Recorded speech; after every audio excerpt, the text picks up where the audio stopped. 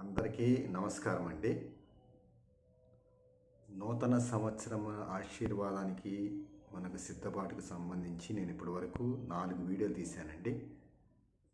ఇంకా మనకి ఒక రాత్రే మిగిలి ఉండగా, అంటే ఈ రాత్రి గడిచిపోతే మనకి రేపటి రోజు నూతన సంవత్సరం వస్తుంది కాబట్టి, రాత్రికి రాత్రి దేవుడు అనేక మంది జీవితాల్లో అద్భుతం చేసి వారి జీవితంలో మార్చాడండి. మనకి ఈ ఒక్క రాత్రే ఉంది కాబట్టి నూతన సంవత్సరంలో దేవుడు మన జీవితంలో చేయగలిగిన కార్యముల గురించి కూడా మనం తెలుసుకుందామండి. ఒక రాత్రేగా ఉంది, ఈరోజు రాత్రి నిద్రపోయి రేపు లెగుస్తాము కదా, ఇంకేముంది ఇప్పుడు ఏం చేస్తాడు దేవుడు అని మనం నిరాశ చెందకుండా ఉండటానికి మన దేవుడు రాత్రికి రాత్రి కూడా కార్యములు చేయగలడని మీకు తెలియపరచడానికి నేను ఈ వీడియో చేస్తున్నానండి. ఏదైనా చేయగలడు, ఏ క్షణమైనా చేయగలడు. కొంతమంది జీవితాల్లో రాత్రికి రాత్రి దేవుడు ఏం చేశాడు అనేది లేఖనాల ద్వారా మనము ఈ యొక్క మెసేజ్లో నేను అంటే మనము నూతన సంవత్సరంలో దేవుడు వారికి చేసినట్లుగా మనకి చేయడానికి సమర్థుడని ఒక నిరీక్షణ, ఒక ఆదరణ మీకు కలగజేయడానికి నేను ఈ వీడియో తీస్తున్నానండి. ఇదే నా చివరి వీడియో. ఈ నూతన సంవత్సరానికి సంబంధించిన మెసేజ్కి సంబంధించిన విషయాలు ఇదే నాకు చివరి వీడియో. మనం ఇప్పుడు వాక్య భాగంలోనికి వెళ్దామండి. యోనా గ్రంథము 4వ అధ్యాయము 10వ వాక్యాన్ని మనం చదువుకుందామండి. అందుకు యెహోవా, అందుకు దేవుడు, నీవు కష్టపడకుండాను పెంచకుండాను ఒక రాత్రిలోనే పుట్టి పెరిగి ఒక రాత్రిలోనే వాడిపోయిన ఈ సొర చెట్టు విషయంలో నీవు విచారపడుచున్నావే. అంటే దేవుడు అంటున్నాడు, నీవు కష్టపడకుండాను పెంచకుండాను ఒక రాత్రిలోనే పుట్టి పెరిగి ఒక రాత్రిలోనే వాడిపోయిన ఈ సొర చెట్టు విషయంలో నీవు విచారపడుచున్నావే.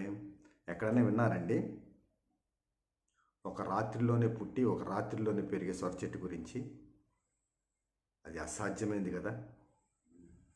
మరి ఈ సొర చెట్టు విషయం ఇక్కడ ఎందుకు రాశాడు? ఈ సొర చెట్టు ఒక రాత్రిలోనే పుట్టి ఒక రాత్రిలోనే వాడిపోయింది, ఎట్లా వాడిపోయింది అనే విషయం గురించి మనం చూద్దాం. అంటే రాత్రికి రాత్రి దేవుడి జీవితాలని చిగురింప చేయగలడు. దేవుడు చిగురించిన జీవితాన్ని ఎండిపోక చేయగలడు కూడా.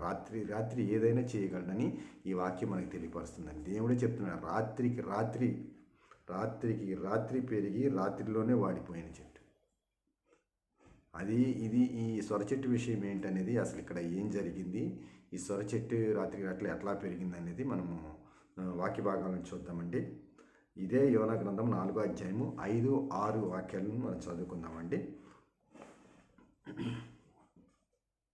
అప్పుడు యోనా ఆ పట్టణంలో నుండి పోయి దాని తూర్పు తట్టున బస చేసి అచ్చట పందిరి ఒకటి వేసుకొని పట్టణమునకు ఏమి సంభవించునో చూచెదనని ఆ నీడను కూర్చుని ఉండగా, దేవుడైన యెహోవా సొర చెట్టు ఒకటి ఏర్పరిచి అతనికి కలిగిన శ్రమ పోగొట్టుటకై అది పెరిగి యోనా తలపైన నీడ ఇచ్చినట్లు చేశాను.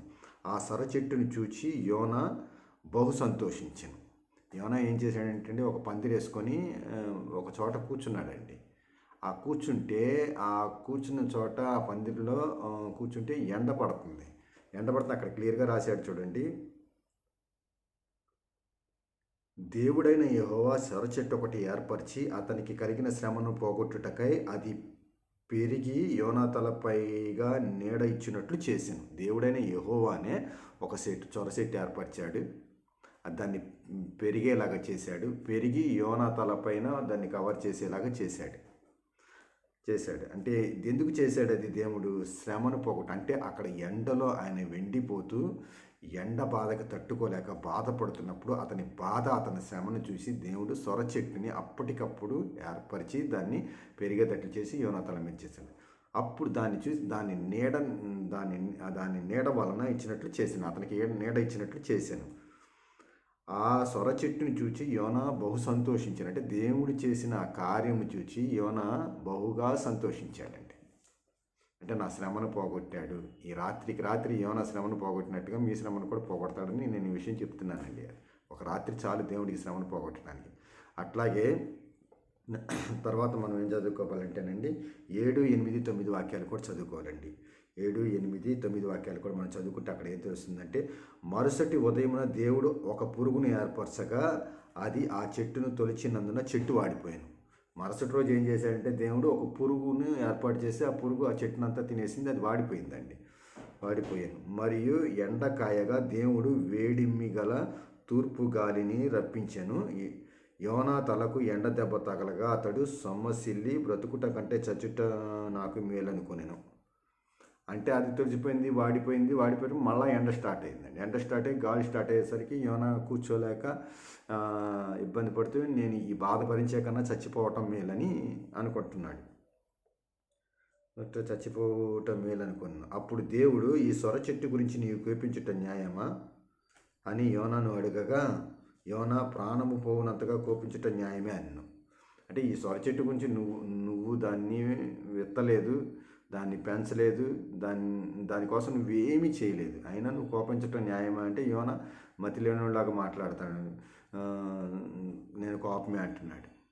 అంటే ఒక రాత్రికి రాత్రి నువ్వు ఏమి చేయకుండానే నీ శ్రమలో నుంచి దేవుడు తప్పించగలడని ఈ వాక్యం రుజువు అవుతుంది కదా. తప్పిస్తాడు, దేవుడు తప్పిస్తాడు కూడా. నీకు ఇచ్చిన ఆశీర్వాదాన్ని నిలబెట్టుకోవటం కూడా అంతే ముఖ్యం. ఒక రాత్రికి రాత్రి నీ నుంచి తీసేస్తాడు కూడా దేవుడు. అని దేవుడు ఏదైనా చేయగలడు. ఒక రాత్రిలో యోనా జీవితంలో శ్రమను తొలగించగలడు. యెహోవా ఇచ్చెను, యెహోవా తీసుకును, యెహోవా నామమునకే మహిమ కలుగుగాక అని మీరు చెప్పగలగాలి. యోబు చెప్పినట్లుగా యోబుకి ఆస్తి యెహోవానే ఇచ్చాడు, యెహోవానే తీసుకున్నాడు. ఆయన నామంకి అంటే అంతా నా మేలుకి, ఏది జరిగినా నా మేలుగా అనుకుంటే రాత్రికి రాత్రి మీ జీవితంలో కార్యం చేయగలడు. అంటే ఈరోజు రాత్రి దేవుడు మీ జీవితంలో గొప్ప కార్యం చేయడానికి, మీ శ్రమను తొలగించడానికి ఇష్టపడుతున్నాడని ఈ వాక్యాన్ని మీకు తెలియపరచడానికి నేను ఇష్టపడ్డానండి. రాత్రికి రాత్రి చేయగలడు దేవుడు. ఈ సొర చెట్టుని ఏ విధంగా అయితే ఏర్పరిచి దాన్ని పెంచి ఏమైనా తల మీద ఉంచి దాన్ని నీడ కలుగజేసి దాని తన శ్రమ ఏ విధంగా తొలగించగలిగాడు రాత్రికి రాత్రి, ఆ విధంగా ఇంకా అదే. ఇప్పుడు మళ్ళీ ఇంకొకసారి 10వ వాక్యం చదువుకుందామండి. అందుకు దేవుడు అంటున్నాడు, నీవు కష్టపడకుండాను పెంచకుండాను ఒక రాత్రిలోనే పుట్టి పెరిగి ఒక రాత్రిలోనే వాడిపోయిన సొర చెట్టు విషయంలో నీవు విచారపడుచున్నావే అని. ఒక రాత్రిలోనే పుట్టి పెరిగి ఒక రాత్రిలోనే వాడిపోయింది అనమాట. అంటే దేవుడు ఒక రాత్రిలోనే నీ యొక్క జీవితాన్ని చిగురింపు చేయగలడని, నీ శ్రమను పోగొట్టగలడని ఈ వాక్యం ద్వారా తెలుస్తుంది. మనం ఇంకో విషయం తెలుసుకుందాం. ఇంకో రాత్రికి రాత్రి దేవుడు ఏమేమి చేయగలడనేది. రాత్రికి రాత్రి దేవుడు కనపరచగలడండి. రాత్రికి రాత్రి ఇది ఎవరి జీవితంలో జరిగిందంటే మొద్దుకై జీవితంలో జరిగిందండి. రాత్రికి రాత్రి దేవుడు కనపరచడని, మొద్దుకైని కనపరచాడు. ఎట్లా కనపరిచాడో మనం రాత్రికి రాత్రి మనం చూసుకుందామండి. ఎస్తేరు గ్రంథం 6వ అధ్యాయము 1 నుంచి 3 వరకు ఫస్ట్ చదువుకుందామండి. ఆ రాత్రి నిద్ర పట్టకపోయినందున రాజ్యపు సమాచార గ్రంథం తెమ్మని రాజు ఆజ్ఞయ్యగా అది రాజు ఎదుట చదివి వినిపింపబడెను. ఆ రాత్రి ఇక్కడ రాసింది, ఆ రాత్రి నిద్ర పట్టకపోయినందున రాజ్యపు సమాచార గ్రంథము తెమ్మని రాజు ఆజ్ఞయ్యగా అది రాజు ఎదుట చదివి వినిపించబడెను. అంటే రాజుకు రాత్రి నిద్ర పట్టలేదండి. రాజుకు రాత్రి నిద్ర పట్టపోవడానికి కారణం ఏంటంటే అక్కడ రాజుకు అన్ని ఫెసిలిటీస్ ఉంటాయి కదా. అంటే దేవుడు రాజుకి రాత్రి నిద్ర పట్టనివ్వకుండా చేశాడు ఒక కార్యం చేయటానికి. ఇదే విధంగా మీ జీవితంలో ఒక కార్యం చేయటానికి ప్రధానమంత్రినో, ముఖ్యమంత్రినో, ముఖ్యమైన మంత్రులను, పెద్ద పెద్ద కంపెనీ సీఈఓలను, ఓనర్స్కు ఏం చేయాలనుకుంటున్నా ఎట్లయినా అవుతుంది, వారికి నిద్ర పట్టకుండా చేయబోతున్నాడండి. వారికి నిద్ర పట్టకుండా చేసి దేవుడు నీ జీవితంలో ఏం చేయాలనుకుంటున్నాడో ఇంక ముందు చదువుతామండి. ద్వారపాలకులైన బిగ్దాను తెరేషు అను రాజు యొక్క ఇద్దరు నపుంసకులు రాజైన అహర్వేషును చంప యత్నించిన సంగతి మొర్దెకై తెలిపినట్టు అందులో వ్రాయబడింది. ఆ రాజ్య సమాచారపు గ్రంథంలో ఏం వ్రాయబడి ఉందంటే, ఇద్దరు నపుంసకులు, రాజు దగ్గర పనిచేసే ఇద్దరు నపుంసకులు రాజుని హత్య చేయడానికి ప్రయత్నించిన సంగతి మొర్దెకై అనే యూదుడు రాజుకు తెలియపరిచాడు. రాజుకు తెలియపరిచినందు అది రాజ సమాచార గ్రంథంలో రాయబడి ఉంది. ఆ సమయంలో అది వాళ్ళు చదువుతున్నకి రాజుకి వినిపించారు. అప్పుడు రాజు ఏమడుగుతున్నాడంటే, రాజు ఆ సంగతిని విని ఇందు నిమిత్తము మొర్దెకైకి బహుమతి ఏదైనాను ఘనత ఏదైనాను చేయబడిన అని అడుగగా రాజు సేవకులు అతనికి ఏమీ చేయబడలేదని ప్రత్యుత్తరం ఇచ్చిరి. అంటే రాజు ప్రాణాలు రక్షించినందుకు మొర్దెకైకి ఏమన్నా బహుమతులు కానీ ఏమన్నా ఘనత కానీ చేశారా అంటే వాళ్ళు ఏమీ చేయలేదండి. ఆ విషయంలో మొద్దికైకి ఏ ఉపకారము చేయలేదండి అని చెప్పారు. అంటే రాజుకు అప్పటి వరకు రాజుకు ఆ విషయం తెలియదండి. చాలా రోజులు అయిపోయింది అది జరిగి. రాజు హత్య చేయడానికి ప్రయత్నించడం, రాజు మొద్దికై రాజుకి సమాచారం అందించడం ఎప్పుడో అయిపోయింది అప్పటి వరకు. కానీ రాజు కనుక ఆ రోజే కనుక అది చదివి ఏదన్నా మొద్దికైకి చేయాలనుకుంటే ఒక చిన్న బహుమానం ఇచ్చేవాడు. ఏదన్నా ఒక 100 ఎకరాలు, 50 ఎకరాలు, 10 ఎకరాలు, 20 ఎకరాలు, ఏదో రాజుకు తగ్గట్లుగా ఒక బహుమానం ఇచ్చేవాడు. కానీ అది మర్చిపోయేటట్లుగా చేశాడు, రాజుకి చేరకుండా చేశాడు దాన్ని. అది ఆ రోజు రాజు కి దేవుడు నిద్ర పట్టనివ్వలేదండి. నిద్ర పట్టకుండా చేశాడండి. ఆ తర్వాత నిద్ర పట్టకుండా చేసి ఈ విషయం అడిగినప్పుడు ఏం చేయలేదన్నప్పుడు వాళ్ళు ఏం చెప్పారంటే, ఇదే ఎస్తేరు గ్రంథం 6వ అధ్యాయం 7-11 వరకు చదువుదామండి. రాజు గణపరచనాపేక్షించి వానికి చేయనదగినదేమనగా, రాజు ధరించుకొను రాజ్యవస్త్రములను, రాజు ఎక్కు గుర్రమును, రాజు తన తల మీద ఉంచుకొను రాతి కిరీటమును ఒకడు తీసుకొని రాగా, గనులైన రాజు యొక్క అధిపతులలో ఒకడు ఆ వస్త్రములను ఆ గుర్రమును పట్టుకొని రాజు గణపరచనాపేక్షించి వానికి ఆ వస్త్రములను ధరింపజేసి ఆ గుర్రముల మీద అతనికి ఎక్కించి రాజవీధుల్లో అతన్ని నడిపించుచు రాజు గణపరచనాపేక్షించి వానికి ఈ ప్రకారము చేయతగునని అతని ముందర చాటింపవలెను.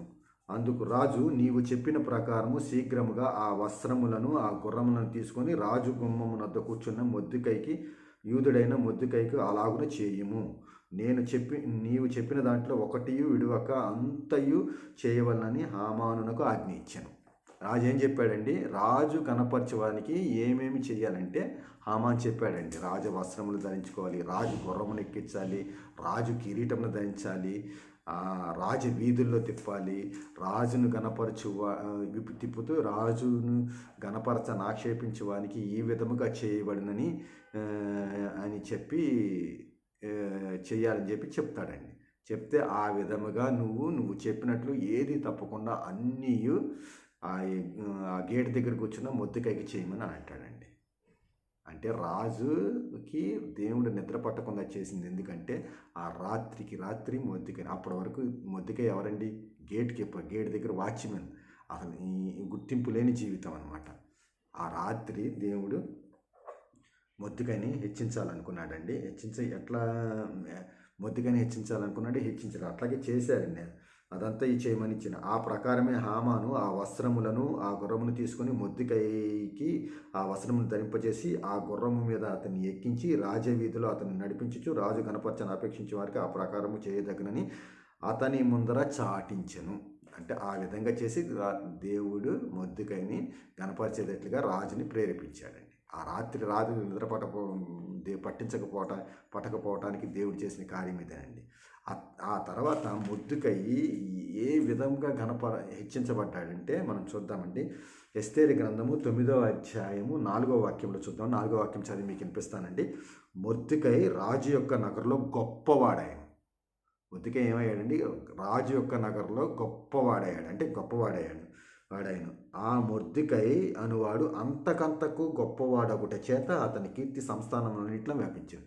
ఆ మొద్దికై గొప్పవాడాడు రాజ సంస్థానంలో, రాజనగర్లో. ఆ మొద్దికై అనువాడు అంతకంతకు గొప్పవాడొకటి చేత అతని కీర్తి సంస్థానములన్నిటి యందు వ్యాపించాను. అంటే 127 సంస్థానాలలో ఆ సంస్థానాలన్నిట గొప్పవాడయ్యి అతని కీర్తి అంటే రాత్రికి రాత్రి ఎట్లా కనపరుస్తున్నాడు చెప్పడానికి మీకు ఇది చెప్తున్నానండి. అంత గణపరిచాడు దేవుడు. దేవుడికి ఏదైనా సాధ్యమేనండి. సమస్తము సాధ్యం. ఆయనకి అసాధ్యమైనది ఇప్పటి పరిస్థితిని బట్టి మీరు బేరీజు వేయొద్దండి. దేవుడిని నమ్ముకున్నారు, దేవుడు కార్యం చేస్తాడు. రాత్రికి రాత్రి కూడా ఈరోజు రాత్రే కార్యం చేసి నేను నూతన సంవత్సరంలో ప్రవేశింపజేస్తాడు. ఇంకా ఏం చేశాడు మొద్దికై జీవితంలో? గొప్పవాడు చేయటమే కాదు, సంస్థానాలన్నింటిలో కీర్తి ప్రకటించడమే కాదండి. 10వ అధ్యాయం 2-3 వాక్యాలు చదువుదామండి. మొర్దెకై యొక్క బలమును గూర్చియు అతని సామర్థ్యము చేత చేసిన కార్యములన్నిటి గూర్చియు రాజు అతన్ని గణపరిచిన సంగతిని గూర్చియు మాదీయుల యొక్కయు పారసీకుల యొక్కయు రాజ్య సమాచార గ్రంథమందు రాయబడి ఉన్నది. అంటే ఇది ఒక చరిత్ర, ఈ చరిత్రగా చేసేసాడండి దేవుడు. అంటే తరతరాలకి ఇప్పుడు మనం చరిత్ర చదువుకుంటాం గాంధీ గురించి, అట్లాగా మొర్దెకై విషయము తరతరాలకు గుర్తుండే విధంగా, తరతరాలకు తెరిచే విధంగా ఎట్లా కనపరిచాడని, ఆయన బలముని గురించి, ఆయన యొక్క సామర్థ్యముని గురించి, ఆయన చేసిన కార్యముల గురించి తరతరాలకి తెలియాలని వాళ్ళు ఏంటంటే మాదీల యొక్క పారసీకుల యొక్క రాజ్య సమాచార గ్రంథము రాయం, అది ఒక గ్రంథంలో రాసి చేశారు. అంతేకాకుండా యూదుడైన మొర్దెకై రాజైన అహరోవేషుకు ప్రధానమంత్రిగా ఉన్నాడంట. అంటే ఆ రాజు ఈ మొర్దెకైని ప్రధానమంత్రిగా చేశాడు. అంటే రాజు ఈ యొక్క దేవుడు మొర్దెకైని గేటు దగ్గర కాపలా ఉండే మొర్దెకైని రాత్రికి రాత్రి ప్రధానమంత్రిగా చేశాడండి. నవ్వుకుంటున్నారు కదా, దేవుడు చేస్తాడు, సమర్థుడండి. ఇవన్నీ అలాంటప్పుడు మనం చర్చికి వెళ్ళటం వేస్తండి, ఇవన్నీ చదవటం వేస్తాం. కానీ తగిన కాలం అంటే ఏం లేదండి. మనం ఇప్పుడు నూతన సంవత్సరం ఆశీర్వాదాల గురించి మాట్లాడుకుంటున్నాం కాబట్టి రేపొద్దునే దేవుడికి ఏదైనా చేయగలడండి. ఆయనకి అసాధ్యమైనది ఏదీ లేదు. కాబట్టి మొర్దెకైని గేట్ కీపర్గా ఉన్న మొర్దెకైని ప్రధానమంత్రిగా చేశాడు, గొప్పవాడిగా చేశాడు, ఘనపరిచాడు. ఒక రాత్రికి రాత్రి జరిగిన కార్యమేనండి ఇది. ఇంకో విషయం తెలుసుకుందామండి మనము. ఇంకొక కార్యం దేవుడు ఏం చేశాడో మనము గ్రంథం నుంచి చదువుకుందామండి. 2వ రాజుల గ్రంథము 19వ అధ్యాయము 35వ వాక్యం అండి. 2వ రాజుల గ్రంథము 19వ అధ్యాయము 30. ఆ రాత్రియే యెహోవా దూత బయలుదేరి అషూరు వారి దండిపేటలో జొచ్చి 185,000 మందిని హతం చేశాను. ఆ రాత్రియే యెహోవా దూత బయలుదేరి అషూరు వారి దండుపేటలో చొచ్చి 185,000 మందిని హతం చేసెను. ఉదయమున జనులు లేచి చూడగా వారందరూ మృత కళేబరముల వలె ఉండిరి. రాత్రికి రాత్రి దేవుడు తన దూతను పంపించి అషూరు వారి దండిలో 185,000 మందిని సైనికుల్ని చంపేశారండి. ఉదయం లేచి చూస్తే శవాల కళేబరాల వలె ఆ వీధుల్లో పడున్నాయి. ఒక రాత్రికి రాత్రి ఒక యుద్ధంలో 185,000 మందిని దేవుడు చంపాడు. ఎందుకు చంపాడు చూద్దామా? దేవుడు ప్రజల కోసం చంపాడు. ఎందుకు చంపాడు? లేఖనాల ద్వారా వివరంగా తెలుసుకుందామండి మనము. ఇప్పుడు 2వ రాజుల గ్రంథం 19:35 చదివామండి. 2వ రాజుల గ్రంథం 19వ అధ్యాయము 10-11 వాక్యాలు చదువుకుందామండి. అసలు 10-11 వాక్యాల్లో ఏం రాసిందో చదువుదామండి. యూదా రాజుకు హిజ్కియాతో ఇలాగు చెప్పుడి, యెరూషలేము అషూరు రాజు చేతికి అప్పగింపబడినదని చెప్పి నీవు నమ్ముకొని ఉన్న నీ దేవుని చేత మోసపోకుము. అర్థమైందండి? యెరూషలేము అషూరు రాజు చేతికి అప్పగింపబడదని చెప్పి నీవు నమ్ముకొని ఉన్న నీ దేవుని చేత మోసపోకుము. ఇక్కడ దేవుణ్ణి తక్కువ చేసి మాట్లాడుతున్నాడండి. ఎవరైనా అషూరు రాజు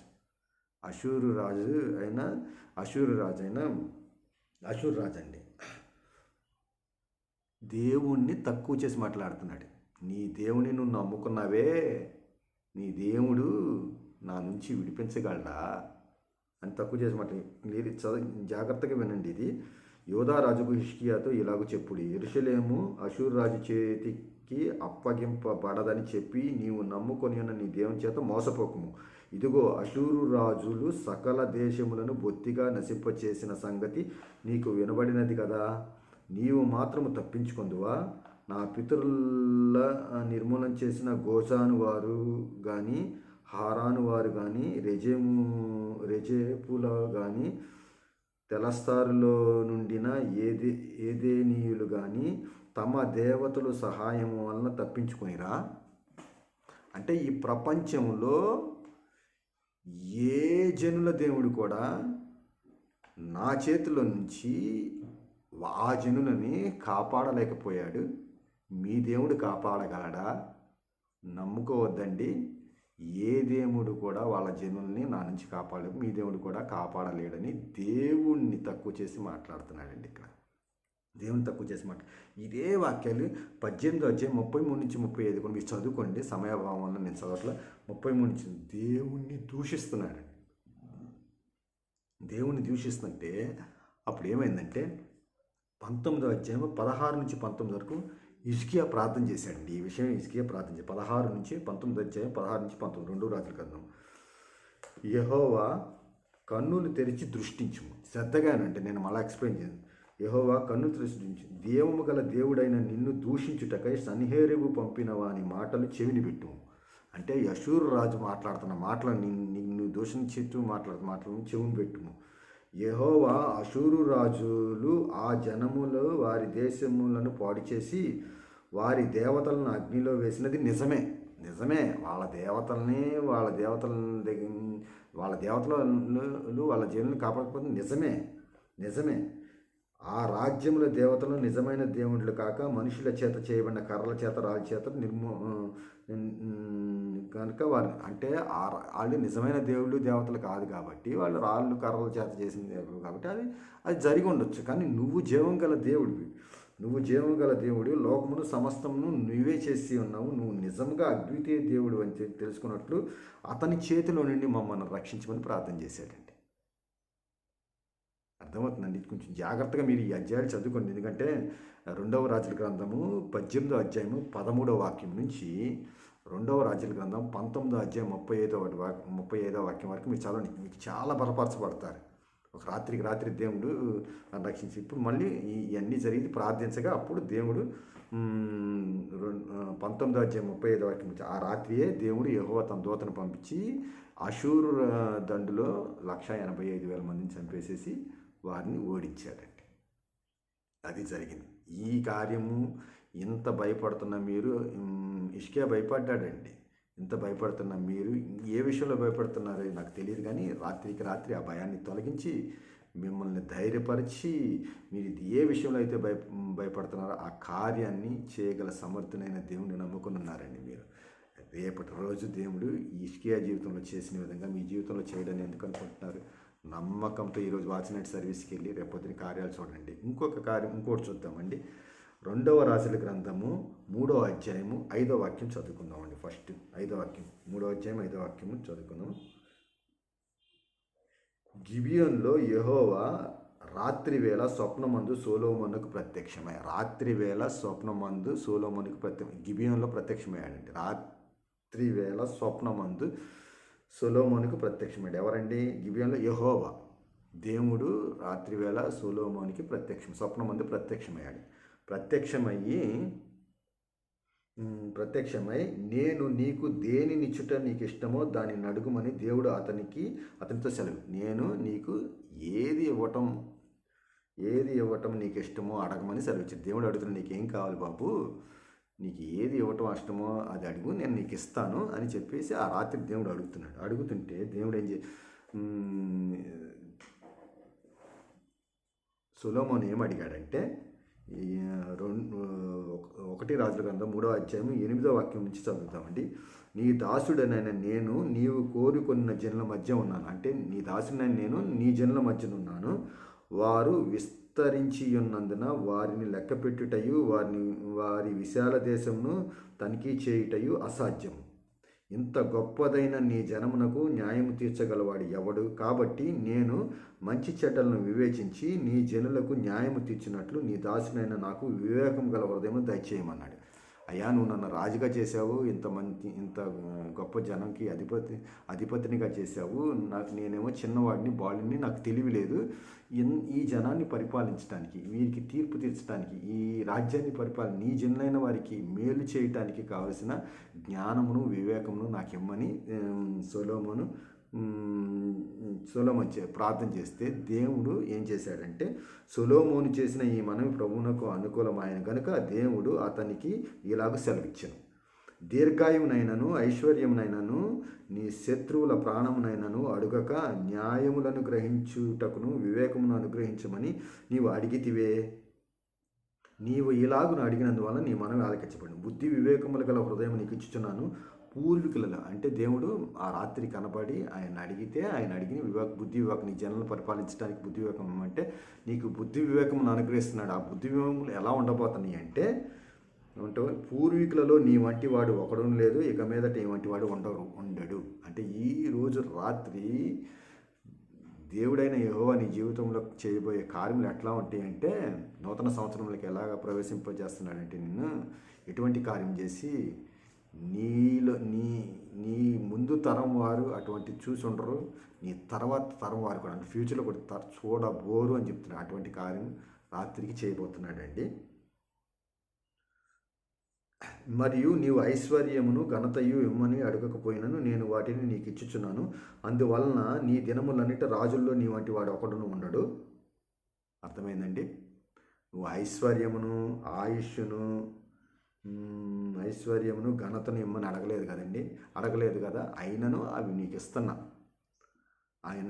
ఇస్తున్నాను కాబట్టి ఈ రోజు నుంచి, అంటే నూతన సంవత్సరం మొదటి దినం నుంచి, ఈరోజు రాత్రి చేయబోయే కార్యం బట్టి ఈ రోజు నుంచి ఘనత ఏమని అడగకపోయినాను వాటిని నీకు ఇచ్చుచున్నాను. అందువలన నీ దినములన్నిటి రాజుల్లో, అంటే ఈ భూమి మీద నువ్వు బ్రతికిన దినములన్నిటిలోకి వాటిలోకి నీ వంటి వాడు ఒక్కడు ఉన్నట్టు ఆ కార్యం చేయబోదు అంటే ఇంకా అలాంటి వాడు ఒక్కడు కూడా ఉండడు. అటువంటి కార్యం చేసి అటువంటి ఘనతను ఇవ్వబోతున్నాడు, అటువంటి ఐశ్వర్యం ఇవ్వబోతున్నాడు, వివేకమును బుద్ధిని జ్ఞానం ఇచ్చి నిన్ను ఆశీర్వదించబోతున్నాడు దేవుడు. అర్థమైందండి? రేపు ఈరోజు రాత్రికి కూడా దేవుడు కార్యం చేయగలడు. నువ్వు నమ్మితే, నమ్ముట నీ వలనైతే నమ్మువానికి సమస్తము సాధ్యమే అని పొద్దున చెప్పానండి.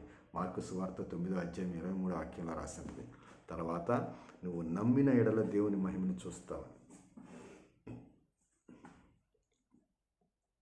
నీలో ఉన్నవాడు లోకంలో ఉన్నవాడి కంటే గొప్పవాడండి. నన్ను బలపరచువాని ఎందు నేను సమస్తము చేయగలను. ఇవన్నీ వాక్యాలండి, వాగ్దానంతో కూడుకున్న వాక్యాలండి. వీటిని మనం స్వతంత్రించుకోవాలి. ఇవి స్వతంత్రించుకోవటానికి, మిమ్మల్ని బలపరచడానికి నేను ఈ ప్రసంగాలు చేస్తున్నానండి. మిమ్మల్ని తలగా నిలబెడతానన్నాడు, తోకగా చేయను. మీరు అప్పు ఇచ్చేవాళ్ళుగా ఉంటారు, అప్పు తీసుకునేవాళ్ళుగా, మీ పైవాడిగా ఉంటారు కింద. ఇవన్నీ వాగ్దానాలండి. అది మనం స్వతంత్రించుకోగలగాలి. వాక్యాన్ని చదివితే మనం స్వతంత్రించుకుంటాం. కొంచెం కాలం మీరు శ్రమ పడిపోయమంట, శ్రమ అనేది కలిగిద్దండి. కానీ తన నిత్య మహిమకు క్రీస్తునందు మిమ్మల్ని పిలిచిన సర్వకృపానిదేగు దేవుడు కొంచెం కాలం మీరు శ్రమ పడిపోయినట్ట తాను మిమ్మల్ని పూర్ణులుగా చేసి స్థిరపరిచి బలపరుస్తానని పేతురుకు రాసిన మొదటి పత్రిక 5వ అధ్యాయం 10వ వాక్యంలో రాసి ఉంటుందండి. కొంచెం కాలం శ్రమ పడిన తానే మిమ్మల్ని స్థిరపరిచి బలపరుస్తాడు. భయపడద్దండి. ఈ వాగ్దానాలన్నీ మనం స్వతంత్రించుకుంటాం. మనం స్వతంత్రించుకోకుండా మనం ఈ భూమి విడిచిపెట్టి వెళ్ళాం, భయపడదు. కానీ ఒకటి మాత్రం నమ్మాలి. నమ్ముట నీ వలనైతే నమ్మువానికి సమస్తము సాధ్యమని దేవుడు చెప్పాడు. నువ్వు నమ్మిన ఎడల దేవుని మహిమను చూస్తావు. అమ్మా, నీ విశ్వాసం గొప్పది, నువ్వు కోరుకున్నట్లే నీకు అగును కాక అన్నాడు. నీ విశ్వాసము గొప్పదైతే నువ్వు కోరుకున్నట్లే నీకు అయ్యిద్ది. అర్థమైందా? ఆ కనాని స్త్రీతో అంటాడు. అదనమాట ఈ యొక్క ఈ నూతన సంవత్సరంకి సంబంధించిన ఈ యొక్క వాక్యం ద్వారా మీరు బలపరచబడతారని నమ్ముతూ ఒక చిన్న ప్రార్థన చేసుకుని ముగించుకుంటాం. మహోన్నతుడా, సర్వోన్నతుడా, సృష్టికర్త యేసయ్యా నాయన, నీకే లెక్కలేనన్ని స్తుతులు స్తోత్రాలు వందనాలు చెల్లించుకుంటున్నాను తండ్రి. నీ కృప చూపించి తండ్రి, ఈరోజు రాత్రి కాల సమయంలో మీరు మరొక మెసేజ్ని ఈ ప్రజలకి తెలియపరచడానికి, మెసేజ్ ద్వారా నీ ప్రజలను బలపరచడానికి నాకు ఇచ్చిన ఈ ధన్యతను బట్టి స్తోత్రం చెల్లింది. ఈ మెసేజ్ ద్వారా వారు బలపరచబడి రేపటి రోజు నీ అద్భుతమైన కార్యం చూడగలిగే విశ్వాసం పొందుకొని ఆ విశ్వాసము ద్వారా వారు ఏదైతే నిరీక్షిస్తుంది, దేని విషయం అయితే నిజస్వరూపము మీరు చూపిస్తారని నమ్ముకుంటూ ఈ చిన్న ప్రార్థన ఆలకించుకుంటూ యేసు నామమున అడిగి వేడుకొని బ్రతిమలాడుతున్నాను పరమ తండ్రి. ఆమేన్.